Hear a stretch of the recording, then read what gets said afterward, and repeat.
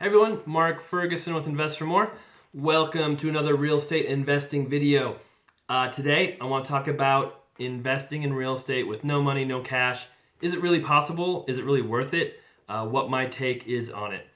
Before we get started, a few things I just want to talk about real quick. As always, check out InvestFourMore.com. I've got over 400 free articles I've written.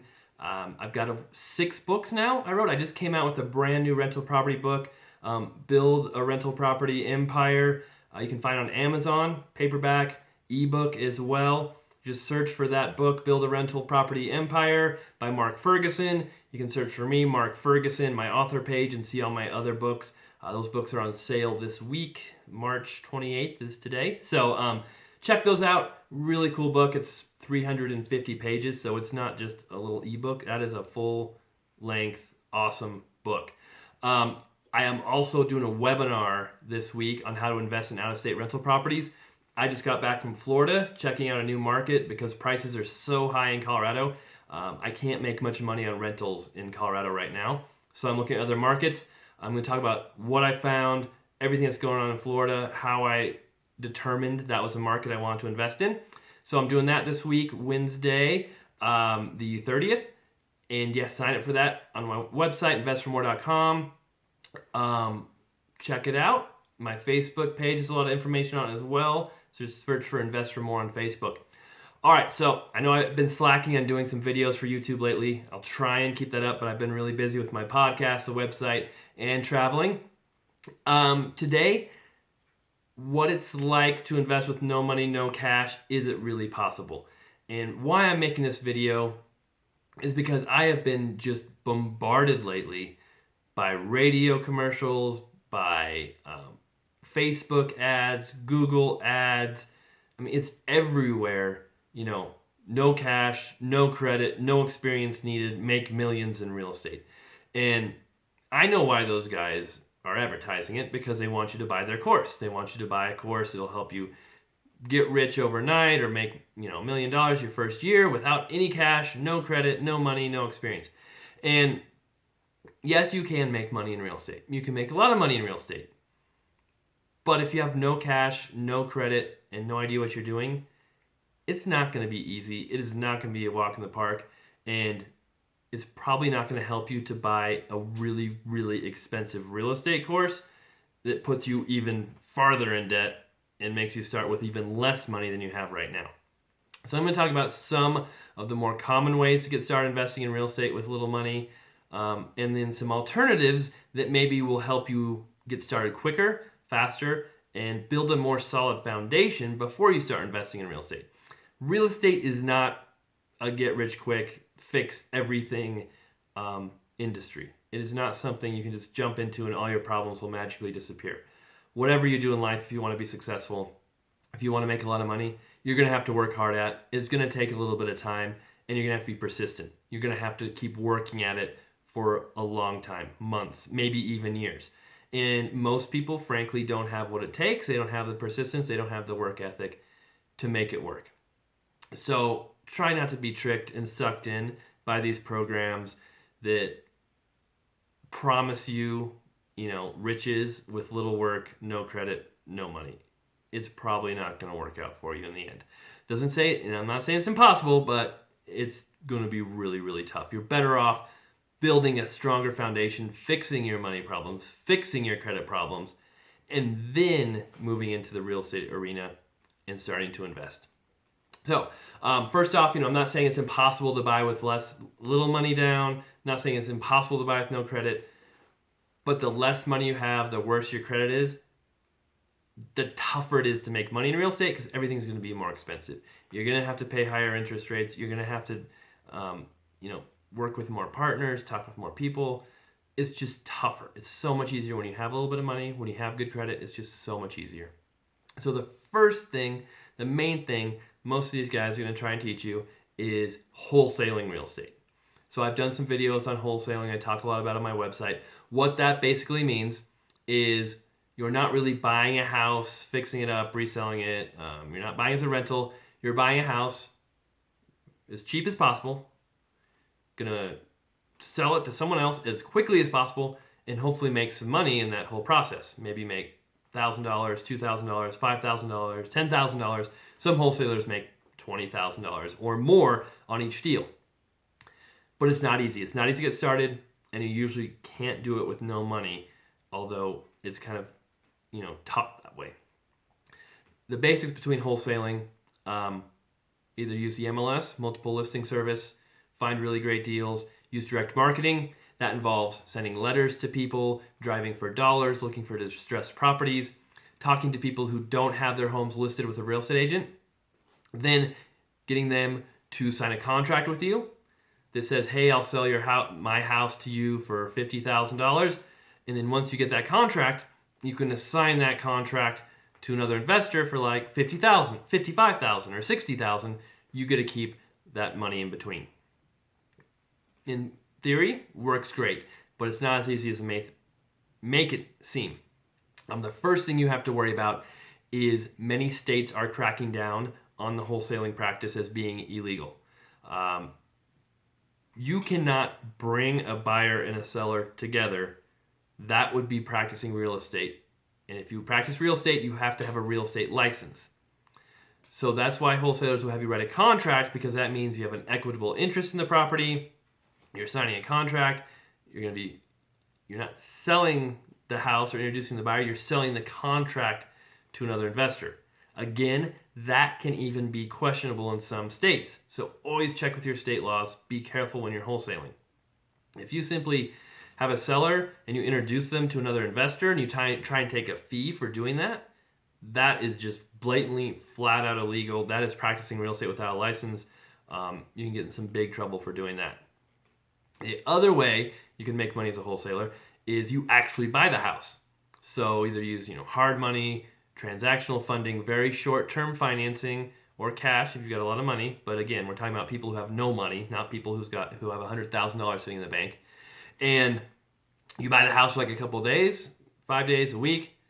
Then you sell it to another investor, pay the transactional funding, the interest rate, the fees.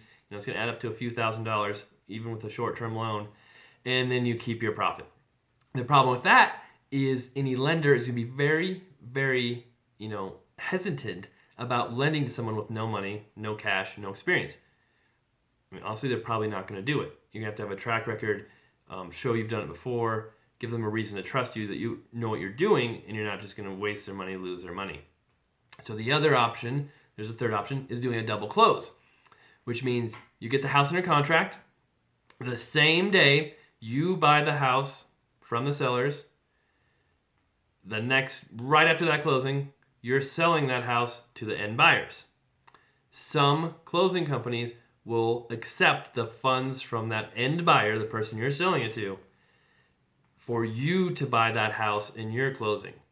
So you're basically buying the house with another person's money who's going to be buying it from you, and then that money's held by the title company, and it's called a double closing. Many title companies will not do it. Some will. Some states, again, it's questionable on how legal it is. You have to be very careful with these things. Just because a real estate guy online says it's legal and there's no problems, that doesn't make it okay if it turns out it's not illegal. That's not a valid excuse. So always research this stuff. Make sure it's legal on your own.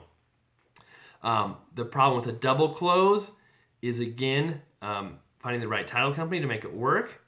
And then if for some reason, that end investor falls apart, he doesn't come through, doesn't buy the house, you could lose your earnest money. You could have a lot of problems with that seller who thought they're selling the house, and all of a sudden it all falls apart. They can't sell the house. And that's another problem with the wholesaling thing I have, is the ethics of doing it. Honestly, I have bought houses that weren't listed before. Very clear to the sellers, I'm a real estate agent. I might be buying it for less than it's worth. They were okay with it in their certain situations because they didn't want it listed. They didn't want people to see the house. It was a big mess. But many wholesalers, they're not disclosing how much houses are really worth. They're trying to buy a house for $50,000 when it might be worth $100,000. They're not telling the seller it's worth $100,000. They're telling the seller it's worth $50,000, what they're paying. This is kind of where real estate investors get a really bad name, stealing houses from old ladies, that type of thing. And I don't feel good about doing that. I don't feel good about hiding the truth, not telling people what their home is really worth, not telling them they could make a lot more money if they list it with a real estate agent. That just doesn't sit well with me. So that's up to you to decide. I'm not going to tell you how to live your life, but those are some of the questions I have about wholesaling. So it's not easy. A lot of people say you can wholesale from the MLS. You can, it's possible, but it is not easy either. There's a lot of competition on the MLS. You have to be able to act extremely fast. You have to have a really, really good real estate agent. And many times you'll have to have a proof of funds letter, a pre-qual letter to buy them. If you have no cash, no credit, that's not easy to get. How are you going to show that you can buy this house if you've got no money, no cash, and say, well, the investor I'm selling it to, and after I buy it, they've got cash, they've got money. Well, most real estate agents don't like that idea. They don't like double closings. They don't like things that are outside their comfort zone, which wholesaling is way outside their comfort zone. So it's not easy to wholesale from the MLS unless you can actually buy those houses yourself and close on them and then sell them later on. If you're trying to wholesale bank-owned properties, HUD properties, short sale properties, you 100% have to buy those yourself and then sell them. Bank contracts, HUD contracts, short sale contracts are not assignable. Very clear in those contracts, you cannot assign them to another buyer. So you'd have to do a double close. Many bank contracts, many short sale contracts specifically say you cannot sell this house again within 60 days or 90 days. That eliminates the double close right there. HUD will let you double close if you have the right title company. But again, you've got to have a rock solid proof of funds letter or pre-qual letter to buy a HUD home. If you're buying it as an investor and you don't come through with the sale, you've got to put either $500 or $1,000 earnest money down to get that house under contract. No questions asked. You can't just say, no, I'm not going to do earnest money, I'm going to pay it later. You have to pay it in certified funds as soon as it goes under contract. If you as an investor don't end up closing on it, that money's gone. You don't get it back. So right there's a problem with buying HUD homes. You don't have any money, any cash, any credit. How do you get a proof of funds letter? How do you get a pre-qual letter? How do you pay for that earnest money? It's not easy. So that brings us to the other part of getting wholesale deals, direct marketing. Like I said, talking to sellers, brings up the questions of ethics and if it's okay to buy houses for $50,000 that are worth $100,000 when you're not telling the sellers how much they're really worth. But let's assume you tell them what they're worth, they're okay with it, they want to sell it for whatever reason. How do you find those sellers? Because these aren't homes on the MLS, they're not represented by an agent. Well, you usually do direct marketing. That's what these programs teach you. Direct marketing is sending out letters to people who maybe live out of state, maybe they have homes that are occupied by tenants, or they've inherited a property and they want to get rid of it. They might not want to use an agent. When you send letters, you need money, you need cash. You cannot send 5 letters and expect to get one deal.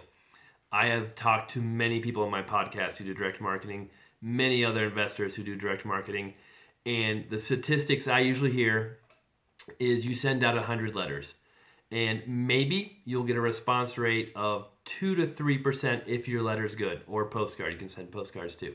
So that means 2 or 3 people will call you from that postcard you send out if you send out 100.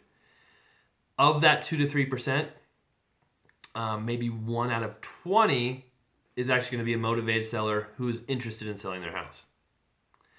So that means the chances of you getting one seller from that 100 postcards you send out is like 1 in 10% chance. So you've got to send out at minimum of 1,000 letters to get that one seller.